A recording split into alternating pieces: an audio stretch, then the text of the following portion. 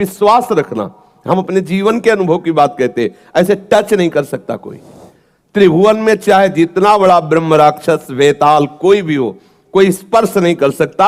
यदि आप नाम जापक हैं, चाहे वो राधा नाम कृष्ण नाम कोई नाम जप कर रहे हो, नाम जापक को स्पर्श नहीं कर सकता। ऐसे कई घटनाओं में हमको दिखाई दिए हैं, ऐसा देखा है। वो निर्भय होकर, कोई भय नहीं लगा, ऐसा देखा।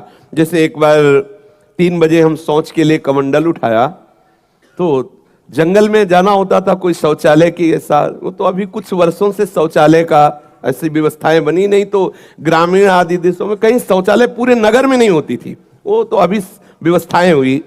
तो कमंडल लेकर शौच के लिए निकले तो देखा कि गांव के बाहर एक नववधू लोटा लिए शौच के लिए जा रही। तो हम खड़े हो गए कि ये जिस दिशा को जाए उससे विपरीत दिशा में हम, वो खड़ी हो गई। फिर विचार किया कि हमें लगता है ये यहीं शौच में बैठना चाहती, तो हमने रफ्तार बढ़ाई। जब रफ्तार बढ़ाई तो देखा कुछ दूर आगे जा रहे, तो लगा कि ये तो पीछे खड़ी थी, आगे। हमारा ये था कि हम कभी डरने वाली स्थिति में अपने को नहीं खड़ा करते। हमारे मन में आया नहीं नहीं, ये मेरा भ्रम है, वो हमसे आगे निकल गई होगी। जब वो आगे गई तो हम पीछे मुड़े तो देखा हमारे दूसरे रास्ते में खड़ी। अब हमें पक्का विश्वास हो गया कि ये कोई स्त्री नहीं है, कोई पतित आत्मा है जो इस रूप में है। तो जोर से भगवान नाम उच्चारण खत्म किया, ना कोई भय और ना वो हमें दोबारा दिखाई दी।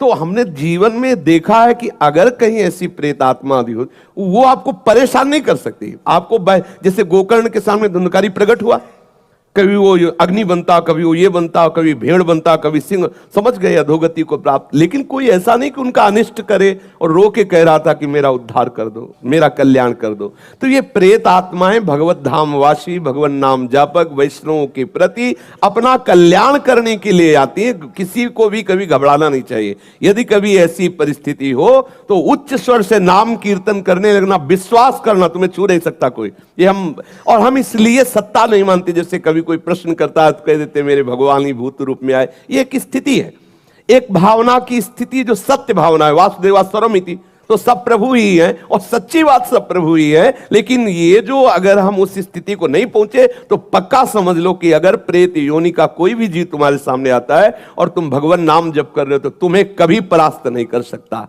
जहां कहीं भय लगे तो उस समय ना भयभीत होना, ना मौन रहना, चिल्ला के बोलना राधा राधा राधा राधा। ठाकुर वहीं खड़ा मिलेगा, और जहां ठाकुर हो वहां किसी की और ठकुराई चल नहीं सकती। इसलिए निश्चिंत रहे।